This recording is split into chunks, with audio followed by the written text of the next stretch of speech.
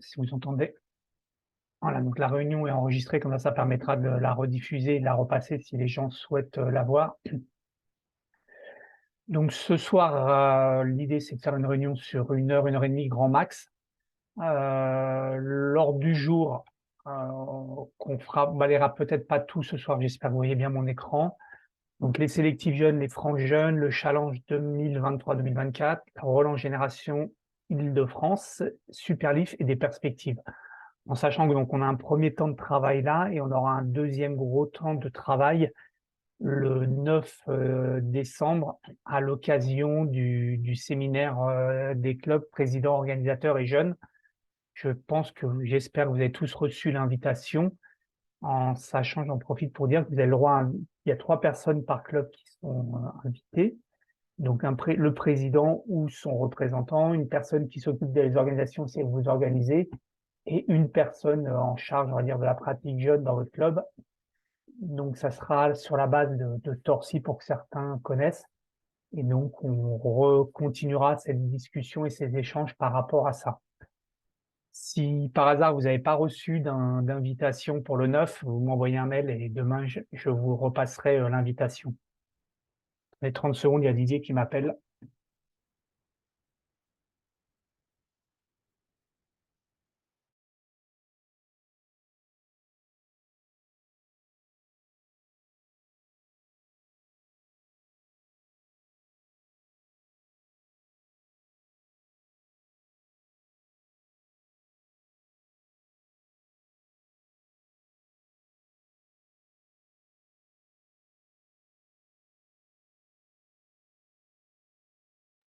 Donc, on disait donc voilà le programme de l'ordre du jour. Donc, dans les choses qui vous intéressent et qui nous intéressent, donc les sélectifs jeunes et les francs jeunes. Donc, sur les sélectifs, je vous rappelle qu'il y a 3 courses. Les dates sont quasiment bonnes, au moins pour le duathlon et le triathlon. Reste à déterminer les lieux pour le triathlon et le duathlon. Et pour Choisy, la date, le lieu est bon. Normalement, le 16 juin, ça devrait être bon. On attend la confirmation de la base pour officialiser la date. Mais donc, les sélectifs jeunes auront lieu normalement, la date le 17 mars pour le duathlon, le 19 mai, et on reste sous un format demi-finale, et le 16 juin sous des sélectifs habituels. Si vous avez des questions au fur et à mesure, n'hésitez pas, vous m'interrompez, il n'y a pas de problème. Ensuite, les France de duathlon, donc 7 avril à Mâcon, triathlon 2 juin à Gravelines, le même site que les dernières. Championnat de France jeune pour les raids, s'il y a des sections raids ou des clubs qui veulent aller sur ce dispositif de championnat de France, il n'y a pas de souci, c'est le 20 et 21 avril. Les France d'aquathlon le 6 juillet à Dole dans le Jura, et les France de Ligue, comme maintenant c'est de coutume, le lendemain, donc toujours à Dole, mais le 7 juillet. Nous n'avons pas encore les quotas. Les quotas seront connus le 31 janvier. Donc, c'est pas la peine de me demander les quotas avant, ou de les demander à Didier, ou de les demander à n'importe qui à la Ligue. Nous n'aurons pas les quotas avant le 31 janvier, parce que les quotas sont calculés en fonction du nombre de licenciés jeunes au 31 janvier, pour être au plus juste par rapport aux jeunes de l'année dans les ligues. Donc, avant cette date-là, il n'y aura pas de quotas. Il n'y aura pas une grosse évolution de quotas par rapport à l'année dernière. Donc voilà, on serait sur ces idées de quotas. Didier, si tu veux intervenir comme tu es arrivé. Ouais, merci, désolé pour le retard et je suis encore au travail. Et puis, non, bah, c'était très clair ta présentation là sur les différents points et on est ouvert pour les questions. Donc voilà, donc pour revenir sur les quotas, voilà, à peu près la même chose que l'année dernière. On les aura définitivement le 31 janvier. Dès qu'on les a, de toute façon, on vous les communique et on avance par rapport à ça. Rapidement, pas rapidement, maintenant le challenge jeune. Comme souvent, vous demandez des évolutions, les choses comme ça. Donc voilà, j'ai les participants. Ouais, David, vas-y, Ouais, pardon. désolé, j'ai raté le coche. Pour le sélectif triathlon, donc demi-finale, c'est avec quelle ligue? C'est confirmé ou pas? On reste, je parle sous le contrôle de Didier, on reste dans les mêmes dispositions que l'année dernière. Ok.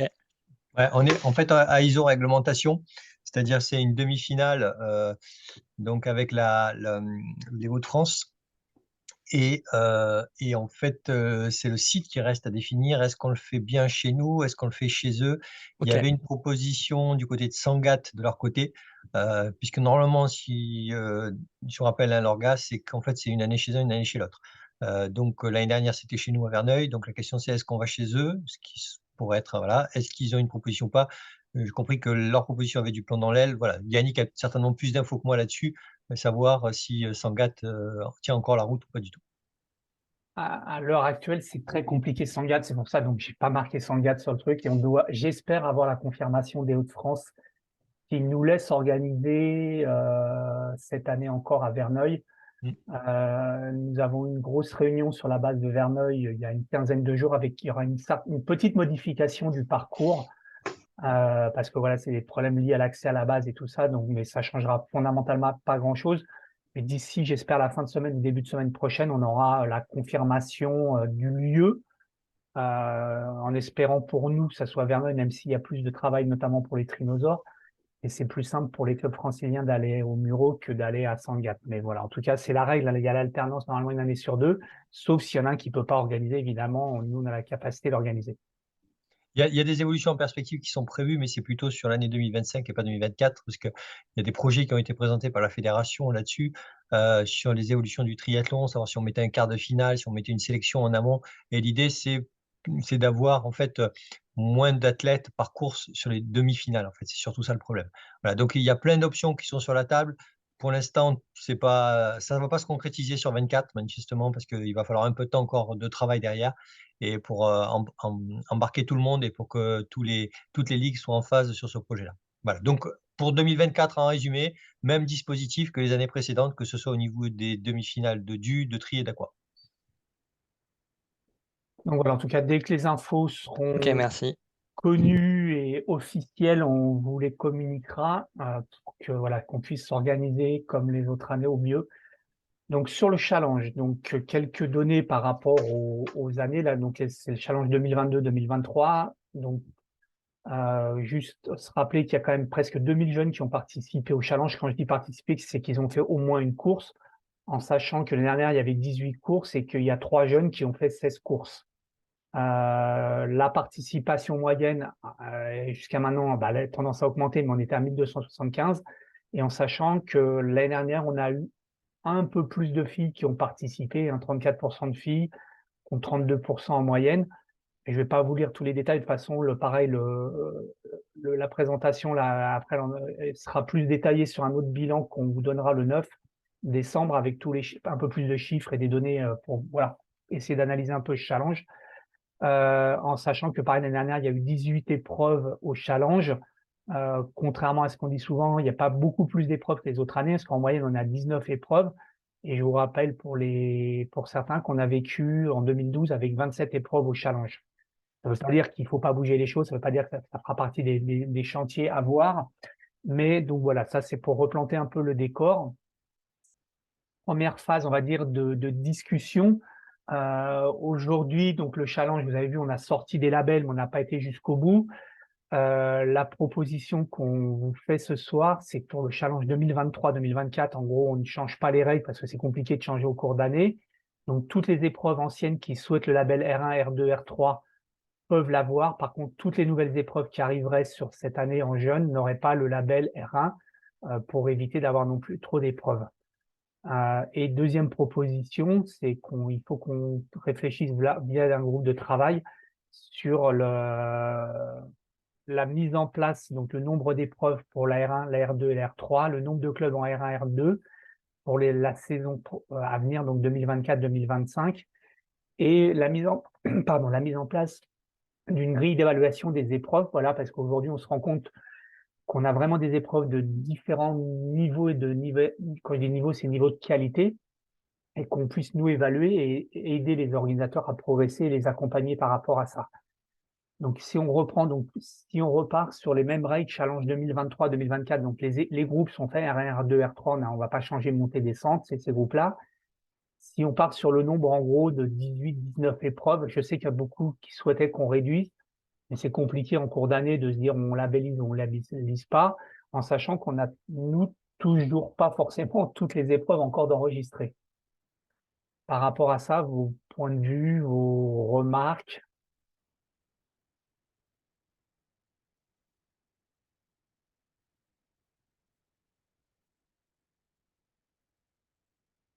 Pas de remarques, bah tant mieux, ou pas tant mieux, je sais pas. Donc l'idée, c'est, nous, on finalisera d'ici le 9 décembre le calendrier complet du challenge 2023-2024, avec donc toutes les épreuves qui seront bien enregistrées à cette date-là. Il y a encore quelques trous dans la raquette. Et donc l'idée, voilà, c'est qu'on essaye de rester aux alentours de 18-19 épreuves grand max par rapport à la saison dernière, qu'on reste à peu près sur la même chose. Est-ce qu'après, par rapport à la saison 2024-2025, donc un peu plus loin, est-ce qu'il y a des gens qui sont intéressés pour travailler sur la mise en place d'un cahier des charges par rapport aux épreuves qui doivent être R1, les épreuves qui doivent être R2, et donc de fait les épreuves R3? Et est-ce qu'on, pareil, retravaille sur le nombre de clubs qui sont R1 ou R2? Ça a été des réflexions qui ont été levées lors des dernières réunions jeunes.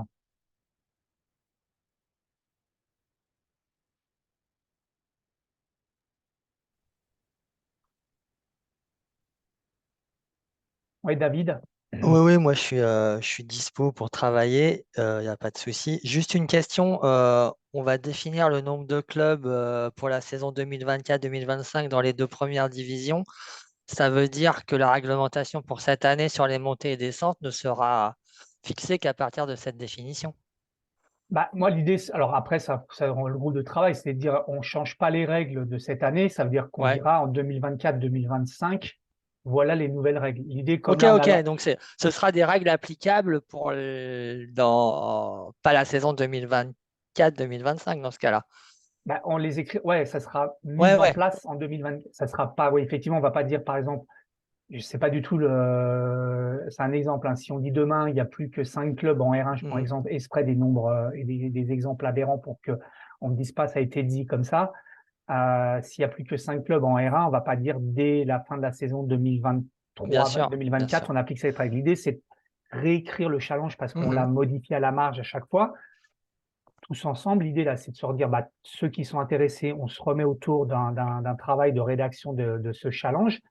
Et dans les questions que vous avez posées plusieurs fois, c'est-à-dire est-ce qu'on reste sur le même nombre de clubs en R1 et R2? Par définition, R3, on n'y touche pas parce que bah, c'est les clubs qui sont ni R1 ni R2. Et si on définit, si on bouge ce nombre, comment on le définit, comment on le fait monter, comment on le fait descendre, quoi, voilà, en gros, c'est de remettre à plat le challenge, c'est-à-dire le challenge a évolué euh, et qu'est-ce qu'il faut qu'on fasse pour le rendre toujours attractif et qui corresponde aux besoins des clubs actuels. Pareil sur le nombre d'épreuves. Est-ce qu'on essaye, c'est la tendance qui a été soulevée à chaque fois lors des réunions, de réduire un peu, notamment les épreuves de R1 pour que les meilleurs jeunes se rencontrent et qu'on ait de la rencontre sur ces épreuves-là. Mais voilà, faut l'écrire, faut mettre les règles en place, parce que le dire, c'est simple, mais après, c'est dire bah, qui n'est plus R1 et pourquoi. Et donc, c'est dire que tout ça, et l'idée qu'on a de travailler ensemble, c'était comment avec Didier, de dire on se laisse le temps de réfléchir, de bien écrire les choses, d'échanger comme on a fait à chaque fois, et de construire tous ensemble cette évolution. Mhm. Ok.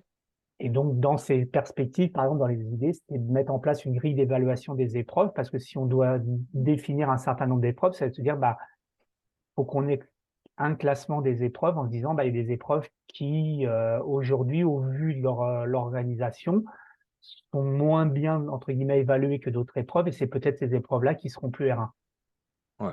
Elle a existé, enfin de mémoire, elle a existé par le passé, la grille d'évaluation. On avait un observateur, je crois, sur les. Tout à fait, oui, oui, oui. Non, mais voilà, il y a des choses qui ont été Ouais. faites, qui ont été abandonnées parce que bah, ça Mhm. fonctionnait pas.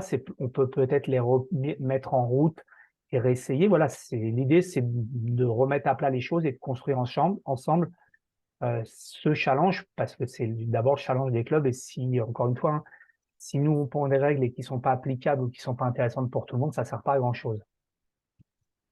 Donc, c'est vraiment de le construire ensemble, dire, voilà, on repart sur la base des choses. Donc, j'ai vu qu'il y en a dans le groupe de discussion là, qui ont mis qui était OK. façon, on fera un tour de table et on finalisera ces groupes et ces mises en place le 9 décembre pour commencer à travailler tranquillement. Et c'est voilà, c'est histoire de mûrir un peu les choses et qu'on avance sereinement par rapport à ça. Est-ce qu'il y a des questions par rapport à ça, par rapport à ce challenge? Yannick, Oui, juste par rapport à chaque fois tu cites enfin, le challenge R1 comme là où il y a les meilleurs, mais en fait je crois que c'est plus vraiment la réalité. C'est une histoire de nombre enfin, c'est une histoire de nombre de participants et de triathlètes dans ton club. Si tu fais le travail correctement, tu peux monter en R1 à un moment donné.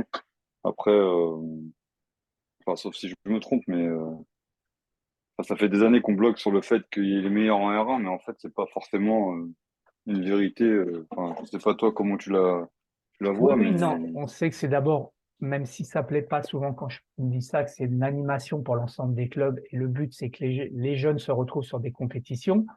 Quand je dis R1, c'est pas les clubs, hein, c'est les challenges. On sait que ça, dès qu'on met le label, ça met un peu de la lumière sur cette épreuve et ça attire beaucoup plus de clubs que quand le label R2 est simplement mis. Ouais, David? Juste en précision à ce que dit Aurélien, faut pas confondre les clubs qui sont en R1 et les courses qui sont labellisées R1. C'est pas du tout la même chose. Enfin là, je pense qu'il c'est important, c'est de travailler sur le label des courses. Oui, oui. Après, enfin, juste, faut pas, c'est pas la même chose en fait. C'est pour ça que Ah ouais. c'est pas lié en fait. La qualité de l'effectif, ça n'a rien à voir. Là, on parle vraiment de la qualité de la course, enfin de l'organisation, pardon. Tout à fait. C'est non, là-dessus, ouais, je ouais, pense qu'il faut axer notre travail.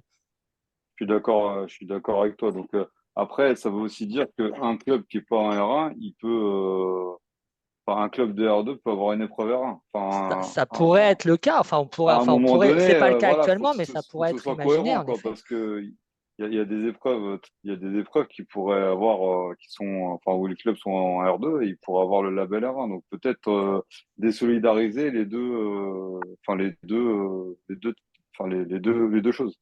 Moi, aujourd'hui, comme je l'ai dit, hein, rien n'est fermé. L'idée, c'est d'avoir des propositions et de valider ensemble un règlement de challenge qui permette de répondre au maximum des attentes des clubs. Après, on va pas pouvoir satisfaire tout le monde parce que bah, quand on est beaucoup, c'est compliqué de répondre à 100%, mais tendre vers cette solution de se dire, voilà, aujourd'hui, il y a des épreuves R1, il y a des clubs R1, les deux ne sont pas forcément liés. Comment aujourd'hui on fait évoluer ces épreuves R1, comment on fait évoluer les clubs, le nombre de clubs R1, R2. Donc, ça veut dire qu'on va se poser aussi la question de l'évolution du marquage, quoi, de comment évoluent ces clubs-là.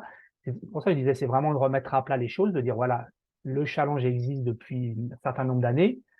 On l'a fait évoluer. Si on reprend le premier challenge, c'était 2002 ou 2003. Il a quand même sacrément évolué en 20 ans. Mais il est temps aussi de faire un rebalayage de tout parce que voilà, la pratique évolue, qu'on travaille là-dessus.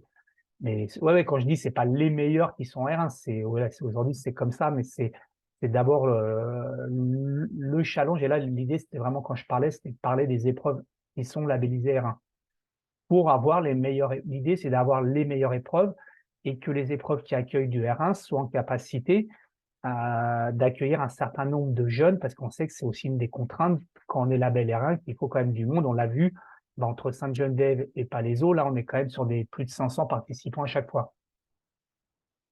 Donc il faut être en capacité d'accueillir ces jeunes sur ces différentes courses.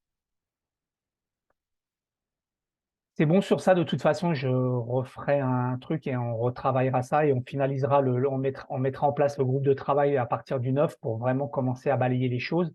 Avec donc l'objectif, clairement, c'est qu'en mai-juin, un nouveau règlement du challenge short pour que la saison 2024-2025 soit comprise et intégrée avant dans les clubs et qu'en septembre, tout le monde connaisse le règlement du challenge.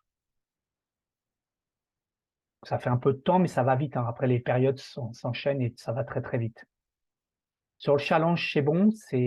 Alors, juste, c'était pas prévu à l'ordre du jour. C'est par rapport donc aux difficultés. Alors, attendez, je refais mon partage. Hop, et je remets.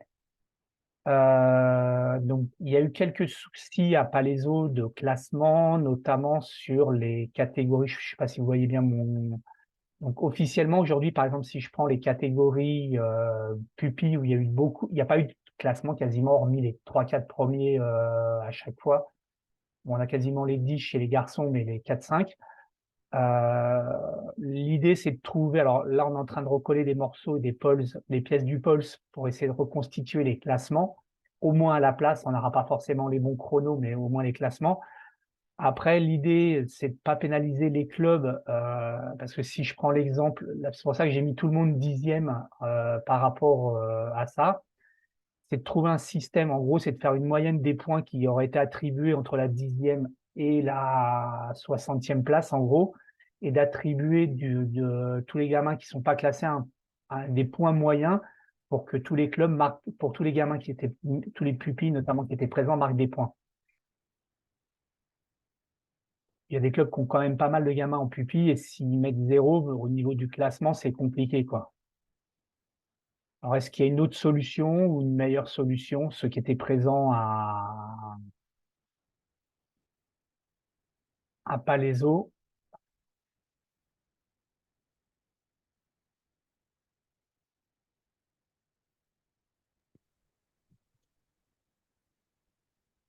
Non, je pense que c'est la solution la. Enfin, sauf si on arrive à reconstituer un pulse fiable, je pense que c'est la solution la plus équitable, en tout cas, d'attribuer une moyenne de points à partir de la 10e place à tous les jeunes, et puis à partir de là, je ne sais plus, la 5e ou 6e chez les filles, je ne sais plus combien on a, même avant. Je pense que c'est la plus équitable, d'une part, parce que c'est important que les jeunes voient qu'ils ont marqué des points pour leur club, déjà, puisque moi j'ai déjà eu ces retours. Est-ce qu'on va vraiment marquer des points pour notre club parce qu'il n'y a pas de classement? Et puis c'est équitable dans le sens où les clubs qui ont beaucoup de pupilles, si on n'attribuait pas de points à ces jeunes, ils seraient très désavantagés dans le classement de l'épreuve, du classement final de l'épreuve par club. Et donc, c'est pas très équitable. Donc, oui, pour moi, l'équité, si on n'a pas de solution miracle qui nous permet de remettre un ordre, et je pense que ça va quand même être très, très difficile. Parce que, bon, je ne sais pas s'il faut comparer 15 000 photos, ça va être compliqué. Surtout que c'était des arrivées groupées. Donc, Et voilà. puis Donc, en enfin, moi, fonction d'où est ça prise me la semble le plus photo. équitable. Après, c'est un avis, c'est tout, hein. Donc l'idée pour illustrer les propos, en gros, là, si je fais sur les pupilles de garçons, on a 9 équipes de classés sur globalement 61 équipes. L'idée, c'est de dire la moyenne des points de tout, ça fait 248 points. Donc, ça veut dire que de l'équipe 10 à l'équipe 61, qu'on ne peut pas départager, ils marquent tous 248 points.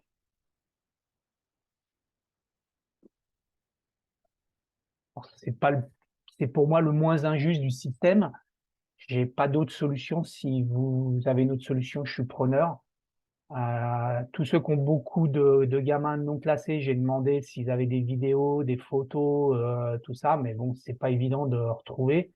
Pour l'instant, on a réussi à reclasser 4 équipes. C'est pas grand-chose, mais voilà, donc c'est en cours de choses, de validation et d'avance, mais voilà, si vous trouvez une meilleure solution, si vous avez des vidéos précises, parce qu'effectivement, une photo qui est prise à 100 mètres d'une ligne d'arrivée sur une course poussin, c'est pas forcément l'indicateur de la ligne, du classement de la ligne d'arrivée. Ça donne une idée de la place entre les équipes, mais voilà.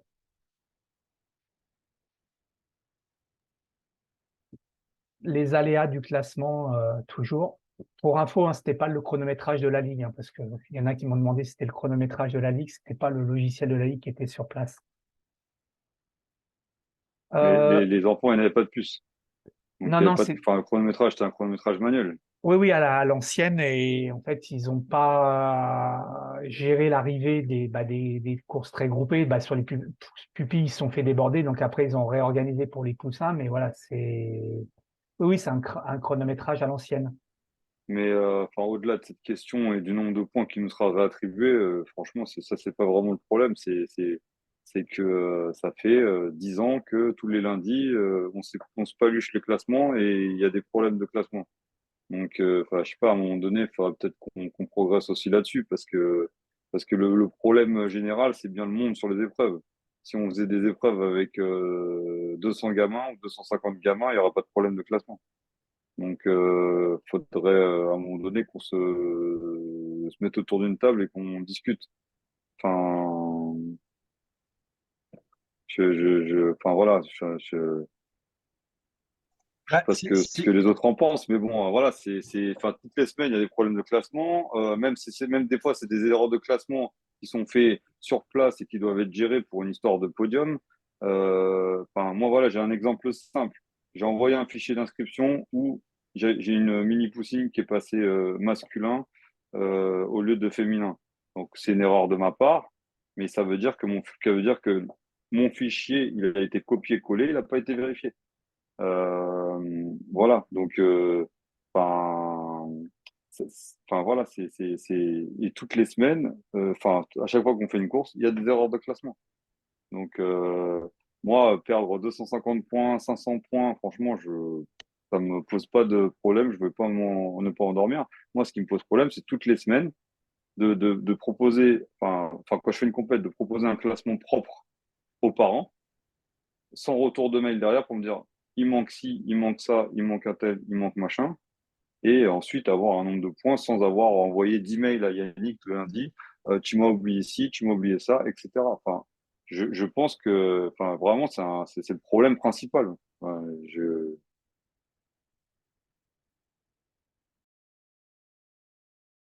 Ouais, là-dessus, si je peux intervenir, moi, ce qui me semble, c'est que le point qui a été présenté justement par Yannick, c'est aussi l'objectif, hein, que ce soit traité à travers donc la labellisation des épreuves et leur niveau, et de mettre des critères de qualité derrière chaque épreuve et d'avoir un vrai cahier des charges comme on le fait, si je prends le parallèle, toute proportion gardée, hein, avec le national.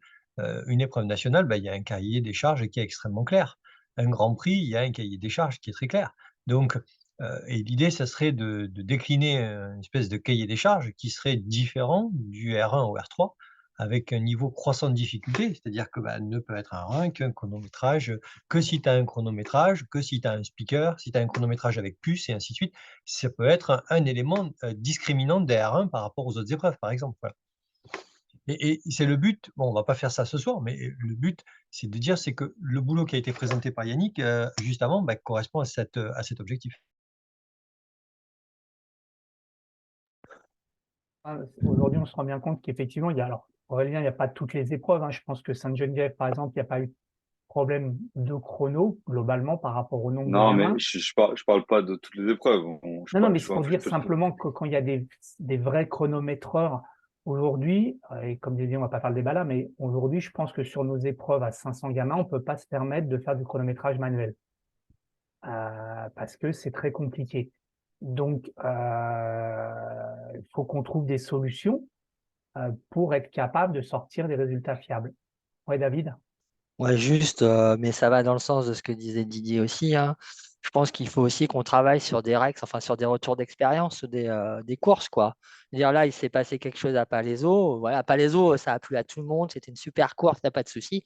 Voilà, il s'est passé ça et ce serait important d'avoir, alors ça peut être le rôle d'un petit groupe de travail, en effet, aussi sur le challenge, de travailler sur des retours d'expérience et de permettre aussi aux organisateurs de progresser parce que c'est le but en fait. Le but, c'est pas de dire vous avez mal fait et tout. Non, le but, c'est de dire qu'est-ce qui s'est éventuellement pas bien passé et qu'est-ce qu'on pourrait faire l'année prochaine et vous aider pour que ça se passe mieux. Ça peut être des courses avec un parcours différent pour qu'il y ait plus d'espace entre les enfants. Ça peut être des grilles, des barrières à l'arrivée pour les filtrer. Enfin, ça peut être plein de choses. Mais ce sera important, et ça, on pourra en parler peut-être dans le cadre d'ateliers, mais aussi de faire un rec sur les problèmes quand il y a des problèmes, c'est tout. Après, sur le Ah, ah, challenge et tout ça, c'est bon. Donc, effectivement, le but, c'est ça, de la réunion, des groupes de travail, c'est de se dire, encore une fois, c'est pas de sanctionner les organisateurs. On a besoin des organisateurs. Vous êtes tous autour de la visio, là, organisateur. On est toujours en tension quand on organise une course parce qu'il y a toujours plein de trucs à gérer. Et effectivement, il faut qu'on trouve des solutions pour éviter ces bugs et qu'on accompagne, et quand je dis on, c'est nous tous, hein, les organisateurs, pour leur proposer des solutions On en a discuté avec les arbitres là, par rapport au problème d'arrivée de bike and run, parce que c'est pareil, c'est des trucs spécifiques, les arrivées de bike and run. C'est 2 gamins qui arrivent, dont un VTT. Donc, comment gérer ça? Donc, c'est tout un tas de trucs sur lesquels il faut qu'on réfléchisse pour qu'on facilite aussi la vie de nos organisateurs quand ils organisent, par exemple, un bike and run. Donc, voilà, ça fait partie des chantiers, comme on dit, à bouger et à mettre en œuvre. Dans la continuité pour avancer, donc pareil dans les choses qu'on souhaite relancer. Pour certains, vous aviez connu le groupe Génération Île-de-France. Globalement, je résume ce que c'est. C'était les meilleurs jeunes de la Ligue. Quand on disait les meilleurs jeunes, c'était un certain nombre de points au class-tri. De mémoire, le groupe 1, parce qu'il y avait plusieurs groupes, c'était 140 points au class-tri et des places au championnat de France de duathlon, d'aquathlon ou de triathlon qui permettaient d'entrer dans ce groupe-là. Et ces jeunes-là bénéficiaient d'un suivi médico-sportif, bénéficiaient de stages spécifiques et bénéficiaient aussi, on a été avec quelques-uns sur des Coupes d'Europe, participer à des Coupes d'Europe. Ce groupe, suite à la période Covid, est tombé un peu en arrêt. Et donc, l'idée, c'est de se dire, faut qu'on relance cette dynamique autour de nos meilleurs jeunes de la Ligue, et donc de retravailler sur ce groupe, définir les conditions d'accès dans ce groupe, qui peut accéder dans ce groupe-là, comment on accède, et quelles sont les actions qu'on peut mettre en place. Donc là, j'en ai listé 3, mais il peut y en avoir plein d'autres. Donc, journée de rassemblement, test d'effort. On est en train de finaliser un partenariat avec le CREPS de Châtenay-Malabry et la structure médicale. David, tu dois connaître le responsable, il s'appelle Lynn. Donc, c'est facilitateur. Pour votre info, Lynn, ça a été médecin de la Ligue pendant longtemps, médecin du triathlon de Paris. Il était au VMT pendant très longtemps. Et donc, du coup, le hasard a fait qu'on s'est croisé à Châtenay-Malabry et que donc maintenant, on a découvert qu'il était responsable de la plateforme médicale et test d'effort de Châtenay-Malabry. Et donc, on a commencé à réfléchir avec lui sur des possibilités, notamment pour les jeunes qui seraient à minima sur les listes pour l'instant, parce qu'après, c'est des histoires de coûts, mais les jeunes qui seraient sur les listes seraient pris en charge pour les tests d'effort, en sachant qu'ils ont des obligations de faire un certain nombre de tests. Et donc, ça permettrait de faire ça. Et nous, l'idée, c'est de l'ouvrir un peu à d'autres jeunes de la Ligue. Donc voilà, ça fait partie des choses, mais l'idée, pareil, c'est s'il y en a qui sont intéressés, qu'on réfléchisse et qu'on travaille sur ces groupes-là, et avec l'objectif de le remettre en route, on va dire, à la rentrée septembre 2024. Voilà, de se dire, on rebalaye ça. Ceux qui seront dans le groupe-là, moi, je redonnerai les anciens trucs en disant, c'est pas le but de reproduire forcément, mais de se dire ce qui s'est fait et de faire un petit bilan de ce qui se faisait et de relancer ça en disant, voilà, les jeunes, notamment les participations aux Coupes d'Europe, ça a permis à certains et à certaines de comprendre qu'il fallait s'entraîner parce que entre le niveau français où des fois il n'y a pas une densité énorme et les Coupes d'Europe, ils se sont rendus compte que niveau. Et en sachant la chance que l'on a, c'est qu'il y a pas mal de Coupes d'Europe en Belgique, en Hollande et en Allemagne. Et je prends l'exemple par exemple de Düsseldorf. D'aller à Düsseldorf, c'est moins loin que d'aller à Nice. Donc ça peut paraître loin d'aller en Coupe d'Europe, mais même quand vous allez à Bruxelles ou à côté de Bruxelles, pareil, c'est pas des déplacements énormes par rapport à la région parisienne, quoi. Questions, remarques par rapport à ça?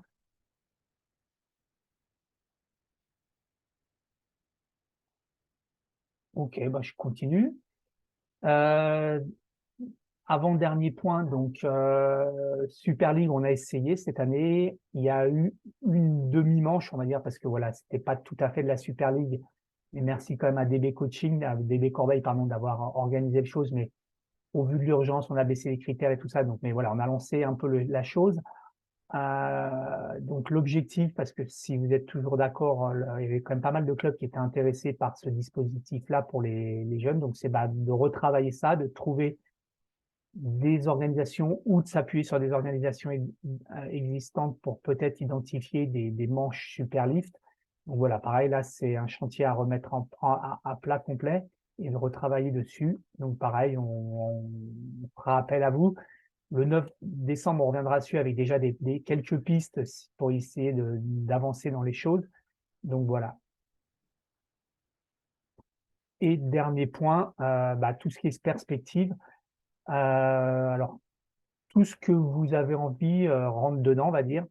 Donc aujourd'hui, c'est le recensement. Nous, on a identifié par exemple le recensement des structures scolaires avec l'idée de peut-être être meilleur dans l'accompagnement des AS et des sections scolaires, et notamment dans les conventions avec les clubs locaux.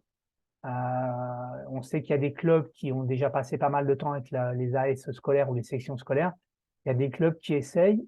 Et pourquoi on a mis ça? Parce qu'on a des AS scolaires qui nous ont interpellés, qui cherchent des clubs. Donc l'idée, c'est d'essayer aussi de mailler ça. On a pas mal de relations maintenant avec l'UNSS Versailles, Créteil et Paris. Donc pareil, on essaye de relancer le triathlon, quoi, on va dire les disciplines enchaînées au niveau du monde scolaire. C'est quand même une sacrée porte d'entrée, hein. Tous les gamins font du sport à l'école, donc du coup, bah, si on arrive nous à leur faire une activité duathlon ou triathlon ou aquathlon, ça peut être quand même un vrai levier de recrutement. Donc voilà. Et autre point, bah, on est conscient qu'il nous manque des sites de compétition, donc c'est d'être en veille en permanence, d'essayer d'identifier des sites de compétition, des collectivités. Là, on a une collectivité qui nous a interpellés, la ville de Saint-Maur, qui souhaite organiser un triathlon. Donc nous avons fait une réunion avec le DTN, parce que comme il est du coin, nous avons fait une réunion là-bas avec la ville. Le maire, dans son programme électoral, a marqué organiser un triathlon à Saint-Maur. À Saint-Maur, il y a la Marne, et donc en fait, lui, il souhaite se réapproprier la Marne. Donc voilà, c'est d'être en veille comme ça, en se disant, bah tiens, il y a un programme électoral qui est sorti, ou pas forcément toujours dans ce cas-là, mais d'avoir des veilles sur ces trucs-là, et de se dire, bah, il y a peut-être des collectivités qui sont prêtes à monter. On a Noiseau, par exemple, voilà, qui aussi nous a interpellés pour organiser une épreuve. Alors là, on est parti sur un bike and run au départ parce que c'est quand même le plus simple à organiser, mais l'idée, c'est de monter en gamme chez eux et d'aller à terme, d'aller sur un duathlon sur route. Voilà, l'idée, c'est d'essayer de remettre des villes dans des organisations pour qu'elles nous permettent d'organiser des courses sur route, en sachant que c'est la chose qui est la plus complexe pour nous, la plus compliquée, et où on est le plus pauvre. Donc voilà, l'idée de ces perspectives, c'est d'être sur des dispositifs de veille et ou de démarchage de collectivités qui seraient intéressées pour mettre en place des activités autour du triathlon au sens large. Donc voilà, comme vous n'avez pas été très bavard et moi beaucoup, j'ai fini la présentation. Si vous avez des questions, n'hésitez pas.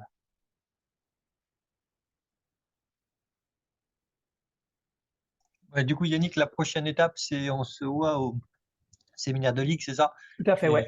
Ouais, pour réévoquer ces sujets et les retravailler. Voilà, moi ce que je vais faire, je ferai un petit compte rendu, je rebalayerai les choses et j'enverrai à tous les clubs au vu du séminaire, notamment ceux qui sont inscrits, qu'il y aura des groupes de travail, des temps de travail et tout ça sur ça pour qu'on commence à avancer, qu'on soit efficace dans la mise en œuvre des choses, quoi. Ok. Vous n'avez pas de questions ou même si c'est un peu plus large que les jeunes, hein.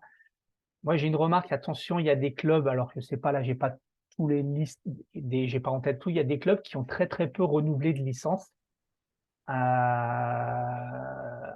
déjà, attention, au 1er janvier, il y a une pénalité qui est remise en place au niveau de la Ligue, je crois, de 10 Ah oui, parce euros. que la Fédé, on met plus de pénalité, hein. Voilà. Et je tiens à le préciser, il n'y a plus de pénalité, il n'y a plus de frais de mutation depuis cette année. donc, mais surtout, au-delà de ça, c'est que nous, on se rend compte qu'il y a des gens qui, par exemple, sont sur des compétitions, que les clubs mettent licence en cours. Donc ça n'existe plus, hein, licence en cours. C'était à l'époque du papier, maintenant, il n'y a plus de licence en cours. Donc, par définition, tout le monde a des nouveaux licenciés dans les clubs et ils ne sont pas forcément assurés s'ils ne sont pas licenciés. Et tant que la licence n'est pas validée, ils sont considérés comme non licenciés. Donc, soyez vigilants. Ne tardez pas à envoyer au moins les nouveaux renouvellements de licence, les nouvelles licences. Après le renouvellement, il y a un peu plus de temps, mais même pareil, ça va arriver vite parce que c'est des problèmes d'assurance. Et il y a quelques présidents là autour de la réunion. C'est vous qui êtes responsable s'il y a un problème, hein. Donc, soyez en alerte là-dessus. Pour info, quand les packs sont validés, les licenciés et le club reçoivent une info comme quoi le pack est validé. Donc, et si vous avez un doute, de toute façon, vous allez sur votre espace tri, vous savez les licences qui sont éventuellement pas validées. La règle, nous, c'est que dès qu'on reçoit une alerte, par exemple, virement d'un club, on fait la validation, même si le virement n'est pas tout à fait arrivé tout de suite. Donc, on valide au fur et à mesure. Jérôme, j'ai vu que tu marquais un truc, mais les infos sur le challenge adulte. Oui, c'est prévu sur le challenge adulte, mais alors pourquoi il n'y a pas d'infos? Parce qu'on a pareil, si je le sors au sort du challenge adulte, par exemple en triathlon, j'ai 2 épreuves. Donc nous ne pouvons communiquer sur les dates des épreuves que quand nous avons les dates des épreuves. Donc ça fait partie, à chaque fois on le dit aux réunions organisateurs, on essaye d'anticiper, on est conscient que c'est pas simple, mais même on préfère qu'il y ait une date qui sorte, et même si à terme elle va bouger, mais c'est très rare qu'elle bouge, mais rapidement avoir des dates, parce que ça nous permet aussi, nous, en cas de doublon de dates, d'informer les co-organisateurs qu'il y a 2 organisations ce même jour. Mais on espère que pour le 9, on aura pas mal validé des preuves, au moins des dates. On a relancé plein d'anciens organisateurs leur demandant s'ils se réorganisaient ou pas. Bonsoir à tous. Donc, moi, je suis Hugues, entraîneur à l'US Créteil Triathlon. Donc, j'aurais une question. Merci pour la réunion. Ça m'a donné plein d'informations. C'est par rapport au Stage League, savoir s'il y en a un cette année et s'il y aurait des dates a priori qui sont déjà définies. Alors, il y en aura un. On est en attente de la mairie d'Aubigny, parce que nous souhaitons retourner à Aubigny par habitude et par prix et par faciliter l'organisation du stage là-bas. On attend parce que l'année dernière, la piscine avait été fermée pour économie.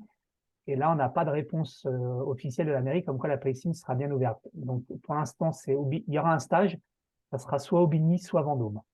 Mais de fait, c'est pour ça que la date ne sort pas, parce qu'on attend en fonction des dispos d'Aubigny et surtout de Vendôme, parce qu'Aubigny, il y a de la place, mais Vendôme, il y a plus on a déjà mis une option, mais ça serait la deuxième semaine. Pour l'instant, retenez pas de date. Aubigny, il y a un conseil municipal le vendredi soir, et normalement, ça fait partie des choses qui doivent être traitées. Mais en tout cas, oui, il y aura un stage jeune, et même organisation que les autres années, ouvert à tout niveau. Ça a toujours été l'objectif des stages de la Ligue. Donc voilà, d'accueillir les meilleurs et les moins experts, on va dire, qui souhaitent venir sans problème sur ces stages-là. Merci. Est-ce que vous avez une idée de la date à laquelle on aura des dates définitives du coup pour le stage? J'espère début décembre. Ok, très bien.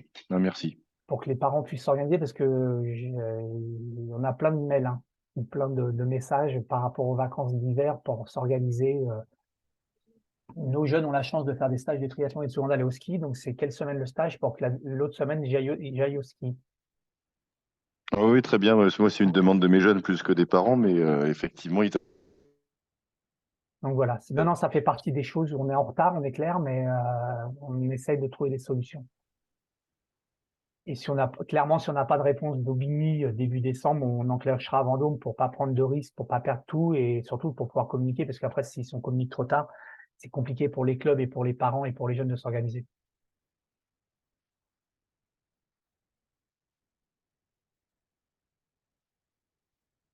Bon, bah, s'il n'y a pas de questions, je vais vous laisser aller vous entraîner ou faire d'autres activités pour vos clubs ou privés, hein, je sais que les soirées sont souvent occupées à la vie associative. Merci à tous. Bonne soirée, pardon, au 9 décembre au plus tard, et certainement avant par mail ou différentes messageries.